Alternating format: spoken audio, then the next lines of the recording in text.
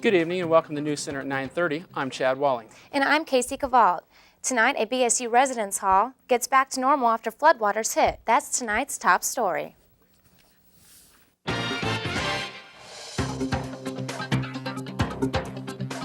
the LaFollette Complex were greeted by maintenance personnel today after a toilet in Edwards Hall ruptured a water line, shooting out a mass of water across the floor. Maintenance worked throughout the afternoon to clean up the mess, but the damage was already done. Personal property was reported damaged, and the hall carpet is possibly ruined. In addition, the pressure of the water caused the weight room ceiling on the floor below to collapse.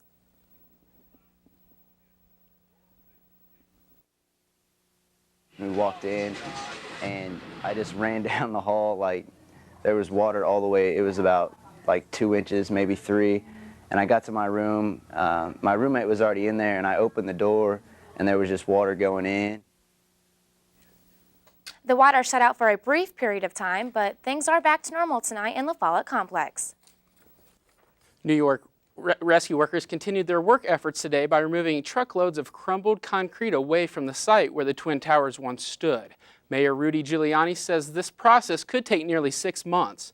More than 6,000 people are still missing, and the mayor says the chance of finding anyone alive in the rubble now would be a miracle. Giuliani says family members of the missing who want to file for death certificates may begin the legal process immediately. Following the devastation of the World Trade Center on September 11th, workers immediately set in to find survivors. But maneuvering through tight spaces proved to be a challenge. CNN's Cecily Wilson brings us a story about robots and their role in trying to peer through the rubble. Manhattan there, it was kind of, it was very surreal. It was like something out of like Gotham City or Blade Runner. A day after terrorists targeted the World Trade Center, a team of USF students and their teacher drive into Ground Zero. Not knowing what to expect, they were prepared for a grim task. There was 2 inches of white ash all over everything. Everything was covered in paper. You could just reach down and pick up financial documents just all over the place. The team specializes in robotic search and rescue. Mark Masiri was part of the team. They used remote-controlled robots to crawl through the debris, being able to go into places too small for any human or dog to fit through. We immediately saw that as kind of our niche. The dogs were incredible as far as the areas that they were covering, but because of the heat and because of just the sheer size of what they needed to get into, you know, in a lot of cases it wasn't sufficient or impossible.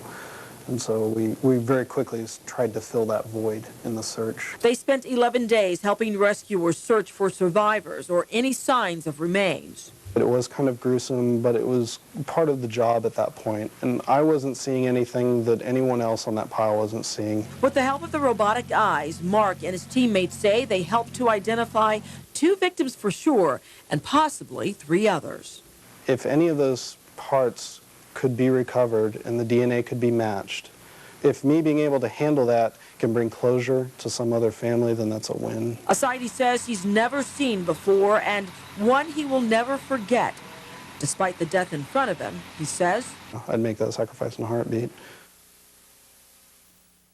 On September 11, 1941, limestone from southern Indiana's quarries was chosen to adorn the Pentagon's exterior. 60 years later, that same limestone may be used again, but this time to help repair the Pentagon, which was damaged in the terrorist attacks on September 11th.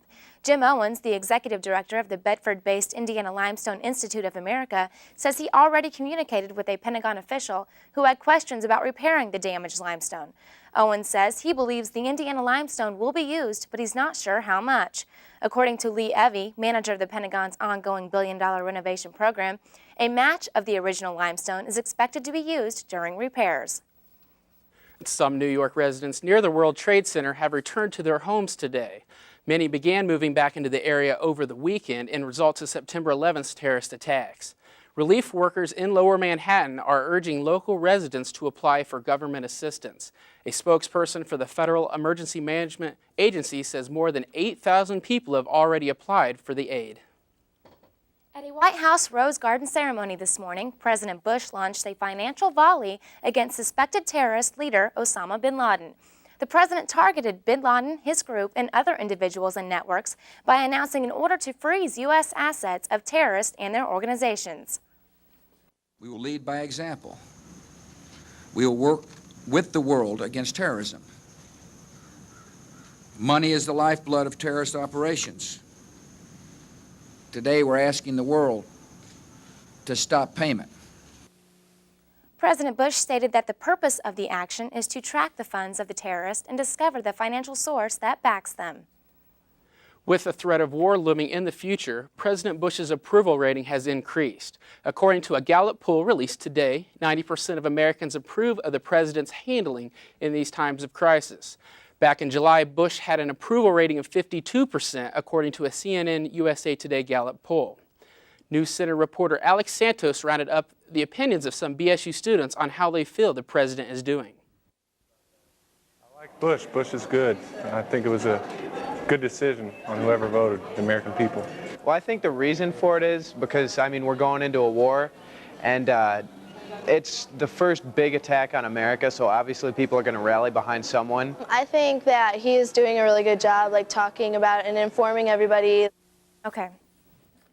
Goldman Sachs strategist Abby Joseph Kahn says long-term growth trends are looking positive due to the big rebound on Wall Street today. The Dow went up 367 points and the Nasdaq gained 76 points.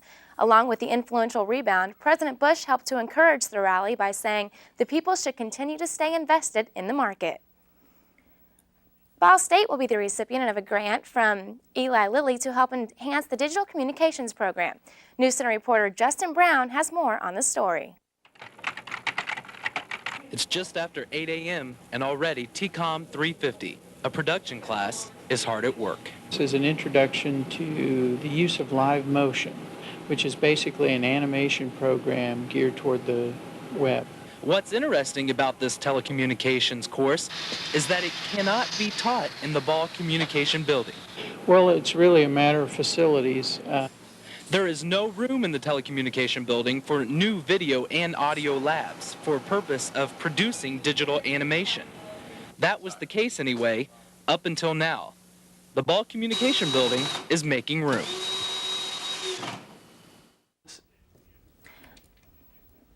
Milan, you want to give us a look at what the weather's going to be like? Well, all I have to say is it's going to be very, very cool. We saw it more so today, this morning, and leading to the rest of the day. And tomorrow, same thing. It's going to be cool. But right now out there, it's going to be very, very, very chilly right now. We're at a high of 49 degrees out there. And look, fall has arrived. It arrived more so Saturday at 7:05 p.m. And since then, we've basically just had a chilly start to the week. But I'll have the rest of your forecast in a few. Thanks, Milan. Coming up on NewsCenter at 9:30 continues, we'll let you know what New York Mayor Rudy Giuliani wants to do when his term is over. Also, a coal mine explodes in Alabama. We'll have the details coming up next.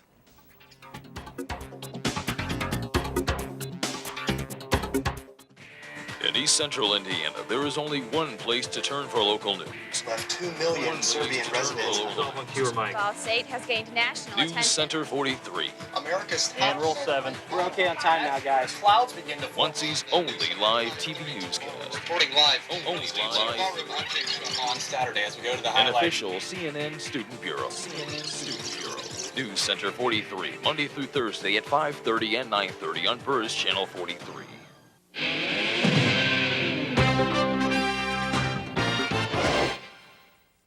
A Ball State student is listed in stable condition today after a dangerous fall. Wood declined NewsCenter an interview this morning. He remains in Ball Hospital this evening recovering from a broken pelvis. Campus officials announced today that Ball State Police Officer Sergeant B. Joseph Polly has been suspended with pay. A Ball State freshman, with the help of Michelle Macon of Muncie's Victim Advocate Program, went to officials to make a rape case report. When Sergeant Polly arrived at Ball Hospital, Macon says that he verbally abused the alleged victim and stated that he didn't intend to arrest the suspect of the alleged rape because he didn't want to ruin the suspect's life. The Ball State freshman has not yet made any formal charges. Ball State is trying to be the first Indiana state institution to support a new type of education. The Board of Trustees have passed an initiative to support Indiana charter schools. Charter schools are supported by educational tax dollars. This type of teaching is intended to be more innovative and is set up by a contract. The program, if instated, will not be underway until 2003. According to the Associated Press and the New York Daily News, Mayor Rudy Giuliani wants to remain the leading official of the Big Apple. Giuliani is scheduled to leave office December 31st, and due to term limits, he is unable to run for a third time. Maria Honohosa has more. He gets the most applause. This lame duck New York mayor, whose leadership during this crisis has attracted worldwide praise. Had a lot of things in my heart to be said. So is there any way, asked some New Yorkers, this mayor can be mayor again? I'd like him to stay around for a little bit longer until the mess is cleaned up and people calm down a little bit. The mayor has been a great mayor, and I'll tell you, if I were a resident of New York City, I'd write him in. But the primary will go forward, the election will go forward. Making a third term possible for this Republican mayor is nearly impossible, say election officials. New York limits its politicians to 2 consecutive terms, including write-ins, because that's what voters asked for. So the democratically controlled state assembly or the heavily democratic city council would have to overturn the will of the voters. Our political calendar is closed as far as opening up new candidates for the election. I believe Rudy Giuliani has done an excellent job in this crisis, but I also believe we live in a democracy. The leading Republican mayoral candidate says the issue is settled. That would not happen. That scenario would not happen. I don't think so. Voters are mixed about another term for Giuliani. A recent poll showed that more than 90% of New Yorkers feel Giuliani is doing a good or excellent job following the attack. But those same voters oppose eliminating term limits so he can run again by a margin of 57 to 33%. Giuliani has said he's ready to step down on December 31st. But would he want to stay on? If they could change the law, would you stay? I don't know. I really have not had a chance to think about that, and I don't know what the right. I honestly have not had time to. I talked to people about that today. I don't know what the right thing to do is. I do not know. For such a decisive mayor, it seems this is one decision he won't get to make. Maria Hinojosa, CNN, New York. 2 newspapers are reporting a possible link between the suspects in the terror attacks and crop dusting planes. The reports say that 3 Middle Eastern men had inquired about such planes in Florida. Investigators believe one of the men was one of the suicide hijackers. An explosion at an Alabama coal mine killed at least 3 miners Sunday evening. A spokesperson for the owner of the mine says sparks from a battery generator ignited a pocket of methane gas that caused the explosion. Tears are being shed today in the Alabama community of Brookwood, where the families of 9 coal miners are awaiting word on their fate. The 9 are missing and presumed dead. Amtrak may soon be making a stop in Columbus, Indiana, but not until city officials decide where to build a passenger boarding platform. A proposed senior center could be a possible location for the platform, but officials are not sure if the senior center will even be built. Even if the city does approve a platform location, the Republic of Columbus newspaper says a survey would be needed to estimate the amount of people interested in using the Amtrak services. Although Amtrak has said it would be willing to stop in Columbus despite whether the citizens would be interested in using the service or not, considering that the stop would not take up much time. Well, Milan, it was awfully chilly out today. Is this something that we should pretty well expect for the rest of the week? Well, I guess cool is the word for this week. Now, we're going to be getting up back into maybe the lower 70s by the end of the week, but up until the end of the week, we're going to be chilly. Tomorrow, we're just going to be up into the lower to middle 50s. So right. Cool is the word. Yeah, so sounds like fall's coming up. I'll have your complete forecast right after the break.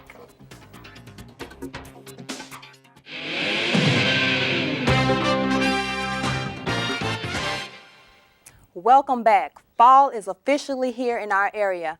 Fall came in more so Saturday at 7:05 p.m.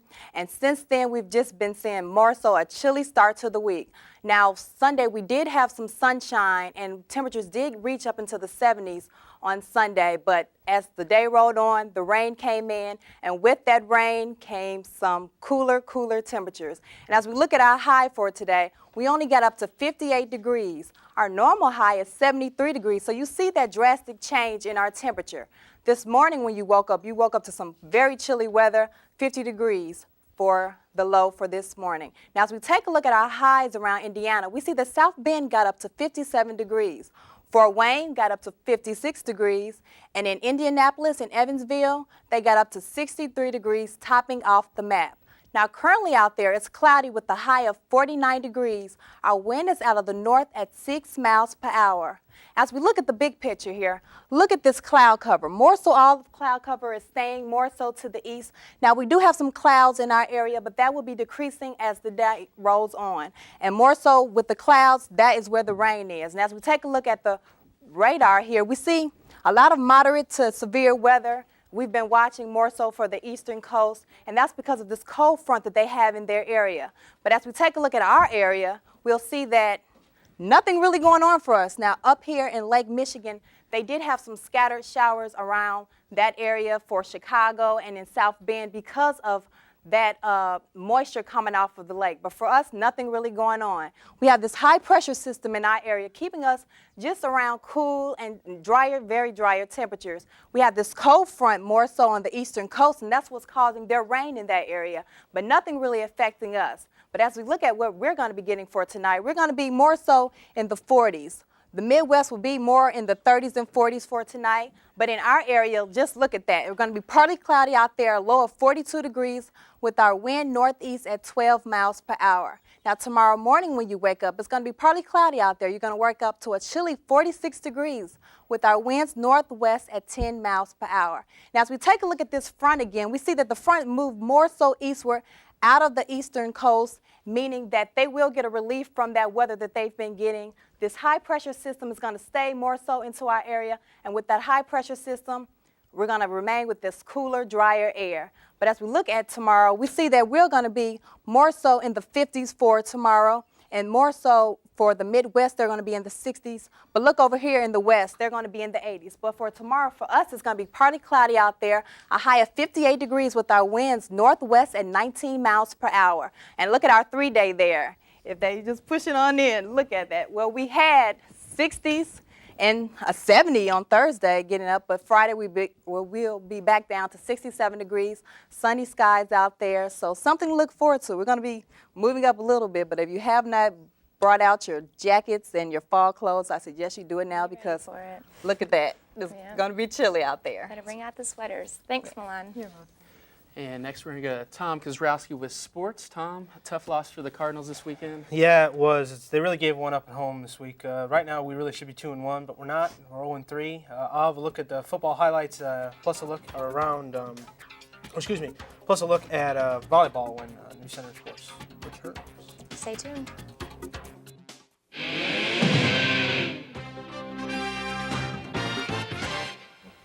The expectations heading into this season for the Ball State football team may have been set a little too high.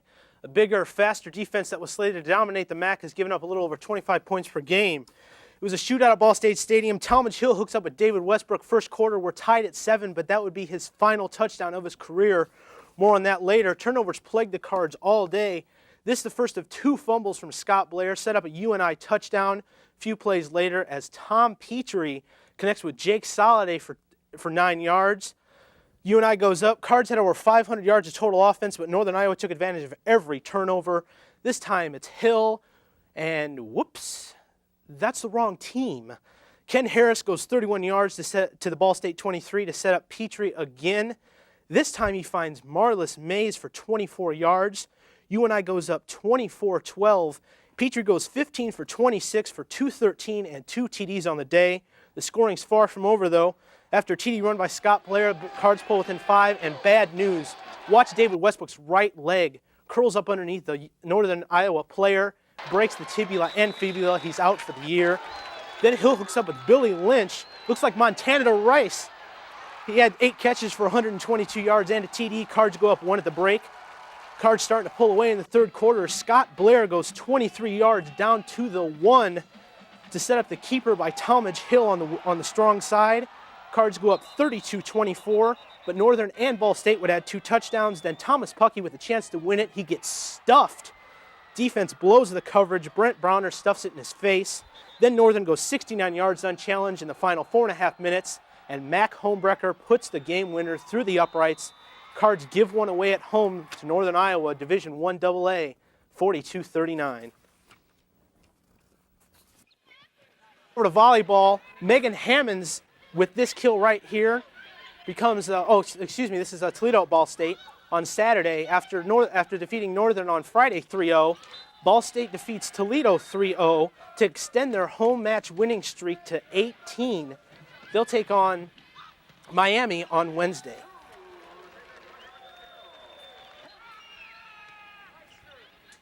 And that's a quick look at sports. All right. Well, hopefully the Ball State football team will do a lot better this weekend. And coming up after the break, Milan will have your weekend forecast. Stay tuned.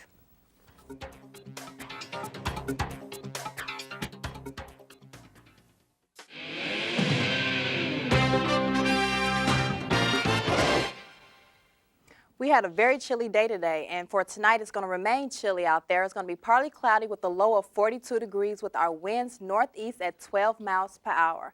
Now tomorrow is also going to be partly cloudy out there. The partly cloudy is going to be remaining with the high of 58 degrees with our winds northwest at 19 miles per hour. And for our 3-day, look at that. Sunshine, no rain in our forecast, 64 on Wednesday, 70 on Thursday, and 67 on Friday. So a cool fall-like day for today and the rest of the week. All right. Thanks, Milan. Thanks for joining us for News Center at 9:30. I'm Casey Caval. And I'm Shad Walling. News Center 43 is an official CNN student bureau. Be sure to tune in tomorrow for News Center at 5:30. Good night. Good night.